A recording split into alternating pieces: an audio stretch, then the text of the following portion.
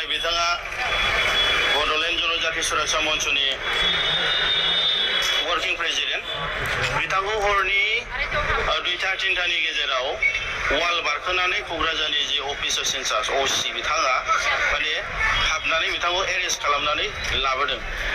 दा बेवहाय जों टटेलि माने बेखौ जोङो माने कन्डेम खालामो आरो बेखौ जोङो निन्दा खालामो। मानो होनबा दिनै दावराव देख्रेब नार्जारि बिथाङा सासे बैसो जानाय मानसि 60+ आरो बिथांनि न'आवहाय वाल बारनानै उइदाउट वारेन्ट नटिफिकेसन गैयालासेनो बेखौ एरेस्ट खालामनाया दिनै बे अलरेडि क्राइम, बे आइननि एगेन्स्ट। दा अफिसार्स इनचार्ज बिथाङा दिनै बिनि सायाव दायनिगिरि, बिथांखौ जोङो केस होनानै बिथांखौ जों साजा होनो हायो। दा जोङो न'खरनिफ्राय मिन्थिनाय बादिब्ला बिथांखौ जोङो लाबोदों, हाइकामान्डनि मोनसे अर्डार दङ होननानै बेखौ लानानै फैदों। दा जोङो दावराव देख्रेब सार बिथांजोंबो जों रायलायबाय। बिथाङा होनबाय सारखौ माबा मोनसे जाहोननि थाखाय लाबोदों नामा? बिथाङा होनबाय असिनाव बारि बारि बिथाङा सोंदों, बेयो असिया जेबो खोथा बुंनो हायाखै, बे हाइकामान्डनि खोथा दं होननानै। दा जोङो दिनै बेखौनो बुजिनो मोनदों दि जोंहा दिनै फैबाय थानाय समावहाय मोनसे क'क्राझार लकसभा ST सिटखौ रिजार्भ खालायनायनि जि पलिसि लादों जोंनि आसाम गभर्नमेन्टआ, दा बेयाव थोंजोङै दिनै बिथांमोननि आखाइ दं होननानै जों दिनै फोथायनानै लादों। मानो होनबा बियो दिनै जोंनि बर' जाथिनि गेजेराव दावराव देख्रेब सारमोन बादि खम मानसिया दिनै जाथिनि मोनथायनि थाखाय, जाथि रैखाथिनि थाखाय आवाज होबाय थादों।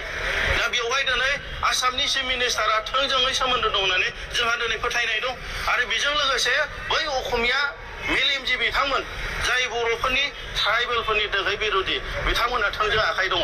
दा बिथांमोना दिनै निस्सय जोंनि गेजेराव दिनै पुलिस प्रशासनखौ बाहायनानै बिथांमोना दिनै बिथांमोननि जे आवाज होनाय, बे आवाज होनायखौ दिनै बन्द' खालामनो बेफोरबादि सिगि जगा खालामनाय, एरेस्ट खालामनाय, दिनै बिथांमोनखौ जेलाव दोननो नाजानाय, नंखाय दाय साजाय दाय होनानै दिनै बेफोरबादिजों दबथायनो बिथांमोना नाजादों होननानै जोंना फोथायनाय दं।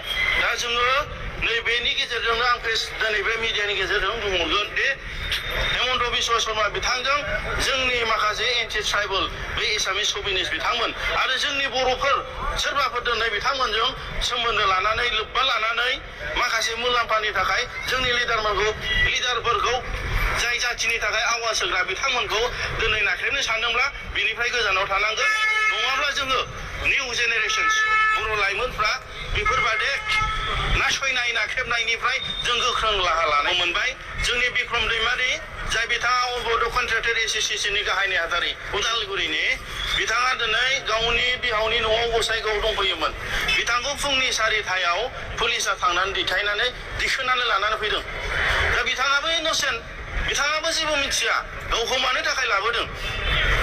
निस्सय दे जोंहा फैबाय थानाय समाव बे डिलिमिटेसननि माबाया प्रसेसा जागासिनो, बेखौ दिनै माखासे आफादफ्रा सावरायगासिनो एबा बिनि हेंथायै जोङो आवाज होनो, बेखौ होबथानो थाखाय माने जोंनि माने पलिटिकेल राइट्सखौ लानो थाखाय जि मोनसे सावरायदों, बेफोरखौ दिनै माने सिफायनो थाखायसो दिनै षड्यन्त्र खालामदों। बे